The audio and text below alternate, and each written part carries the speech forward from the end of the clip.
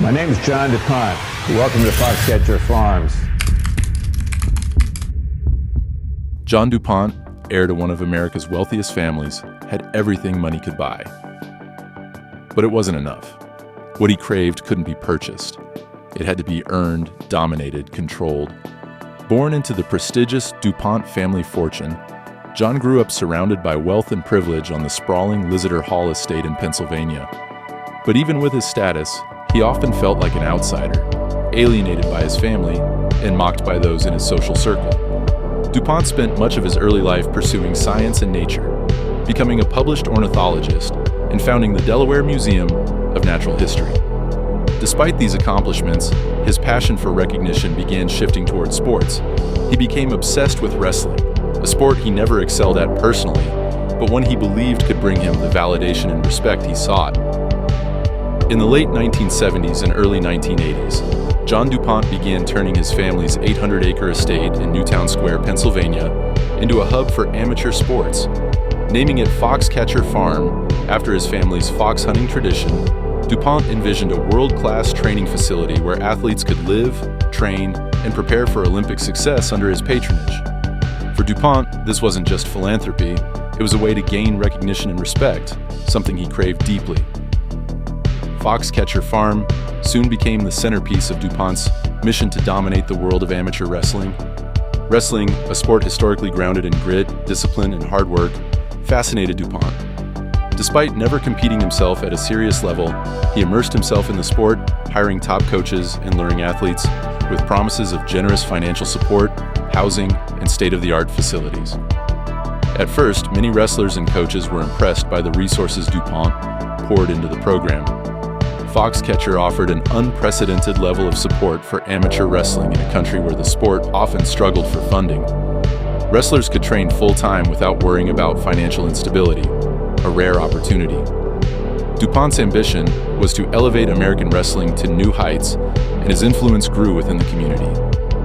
It was during this period that Dave Schultz, one of the most accomplished and beloved wrestlers of his time, was drawn to Foxcatcher. A 1984 Olympic gold medalist and multiple-time world champion, Schultz was not only a world-class athlete but also a mentor and leader in the wrestling community. Known for his affable personality and ability to connect with people, Schultz had a reputation for fostering camaraderie among teammates and helping younger wrestlers develop their skills. Du Pont recognized Schultz's unique value, not just as an athlete, but as someone who could legitimize the Foxcatcher program. Schultz's arrival at Foxcatcher in the late 1980s marked a turning point for the farm. He became a coach and ambassador for the program, helping attract other top-level wrestlers to train there. His presence brought credibility to du Pont's vision and helped solidify Foxcatcher as a premier training facility for U.S. wrestlers. However, while Schultz and other wrestlers saw Foxcatcher as an opportunity for growth and success, they also began to notice du Pont's eccentricities. He was socially awkward, demanding, and often inserted himself into the training sessions despite his lack of expertise. Wrestlers would later describe his erratic behavior and bouts of paranoia, though many tolerated it in exchange for the financial support and facilities he provided. Looking back on it, you can say, yeah, it was a little weird. He always thought somebody was after him, so he thought people were spying on him all the time. Despite these red flags, Schultz played a pivotal role in keeping the program stable during its early years. His leadership and willingness to mediate between du Pont and the athletes helped create a temporary sense of unity at Foxcatcher. To many, Dave Schultz was the heart of the program, a steadying influence in what was otherwise an increasingly volatile environment. Yet, as Foxcatcher grew in prominence, so did du Pont's unpredictable behavior. His desire for control and recognition began to strain relationships, even with his closest allies. The dynamics between du Pont, Schultz, and the wrestling community were becoming more complicated, foreshadowing the tragic events that would eventually unfold on the farm. By the late 1980s and early 1990s, Foxcatcher Farm had become a powerhouse in the world of amateur wrestling, symbolizing what many believed was a golden era for the sport in America. Under John du Pont's financial support, Foxcatcher wasn't just a training facility. It was an elite institution. Wrestlers from across the United States and the world came to Newtown Square, Pennsylvania. drawn by promises of unparalleled resources and the chance to work with some of the greatest athletes and coaches in wrestling history, Foxcatcher's facilities were state-of-the-art, boasting everything an athlete could need to succeed: spacious living quarters, a cutting-edge wrestling gym, and ample financial backing for travel to national and international competitions. Du Pont spared no expense in crafting an environment designed to produce champions. For many wrestlers, Foxcatcher represented an unprecedented opportunity to focus entirely on their craft without the financial pressures that plagued most amateur athletes in the United States. The program's success became undeniable. Foxcatcher athletes dominated at national and international tournaments, becoming staples on the U.S. Olympic team. Wrestlers who trained at the farm earned medals at the Olympics and World Championships, and Foxcatcher's reputation grew within the global wrestling community. Du Pont reveled in the attention, positioning himself as a central figure in the sport's revival in the United States. One of the program's greatest assets was Dave Schultz, an Olympic gold medalist and world champion whose arrival at Foxcatcher helped legitimize the farm. Schultz was more than just an athlete. He was a mentor, a coach, and a unifying force within the wrestling community. His charisma and dedication attracted top-tier talent to Foxcatcher and helped foster a supportive, competitive environment. Under Schultz's guidance, Foxcatcher became a family for many wrestlers. Younger athletes found a mentor in him, while his peers respected his technical expertise and ability to build camaraderie. Schultz played a crucial role in managing John du Pont's increasingly erratic behavior, often serving as a buffer between du Pont and the rest of the team. As Foxcatcher's fame grew, so did the cracks in its foundation. Behind the scenes, John du Pont's behavior was becoming more troubling.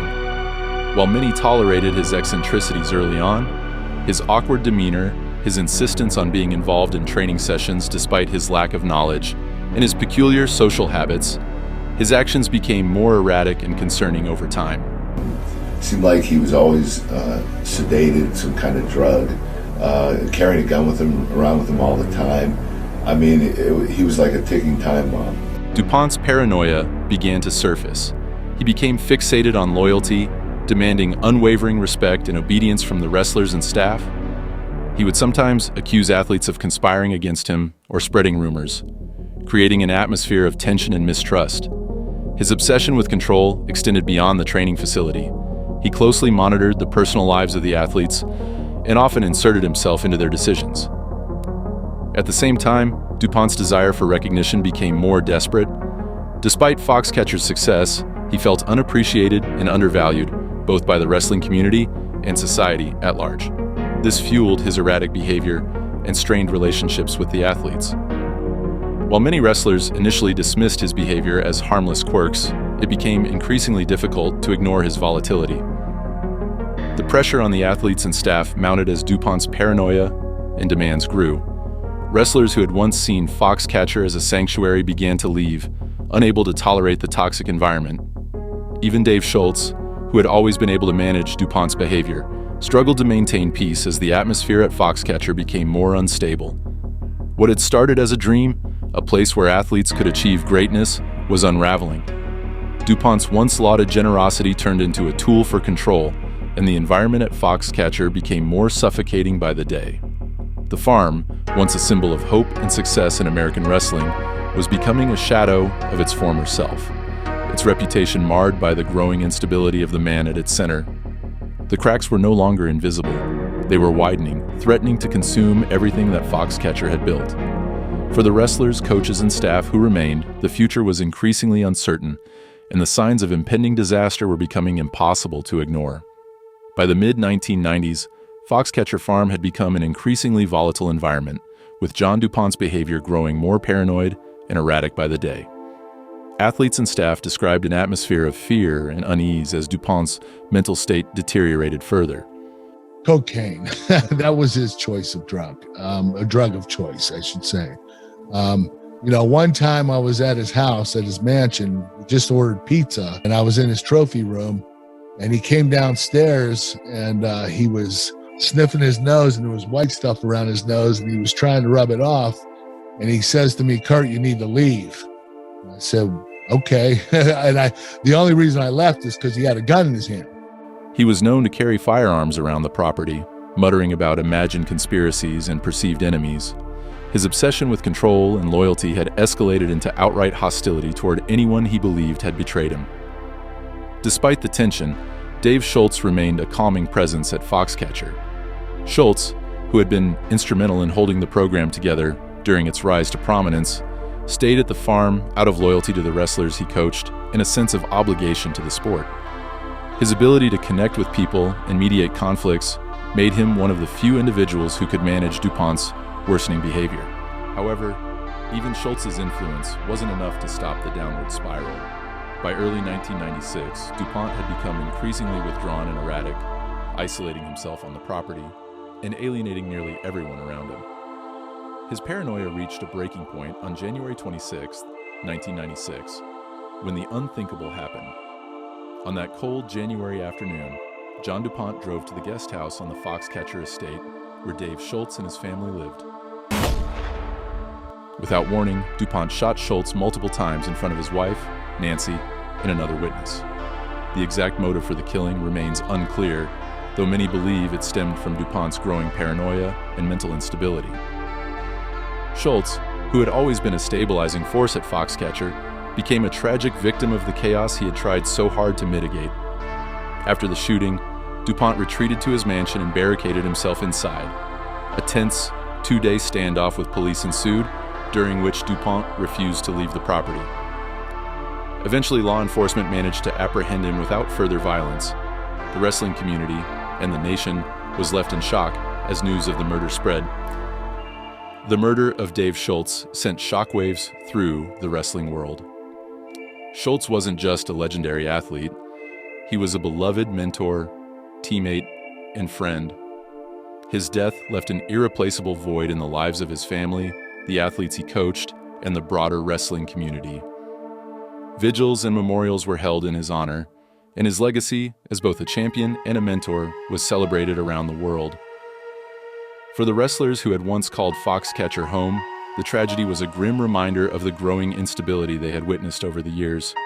Many reflected on the warning signs of du Pont's behavior and the toxic environment that had developed on the farm. Some blamed themselves for not leaving sooner, while others expressed anger and frustration at how du Pont's wealth and influence had allowed his instability to go unchecked. In the legal system, John du Pont's trial became a highly publicized event. His defense team argued that he was mentally ill and not fully responsible for his actions, while prosecutors sought to hold him accountable for the premeditated murder of Dave Schultz. In 1997, du Pont was found guilty but mentally ill and sentenced to 13 to 30 years in prison. He died in 2010 while still incarcerated. The murder of Dave Schultz marked the end of Foxcatcher as a symbol of excellence in wrestling.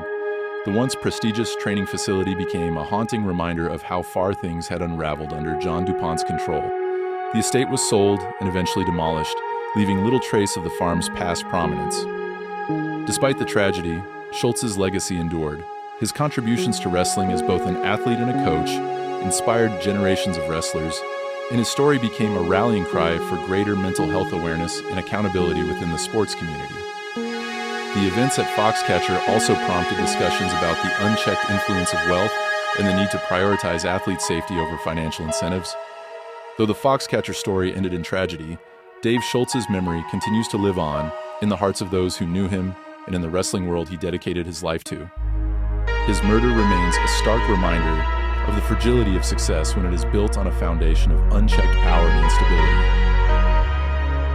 I'm glad I was there when he left. I got to say goodbye to him and be with him when he died. He died in her arms. I said, I love you. Maybe he could carry those with him.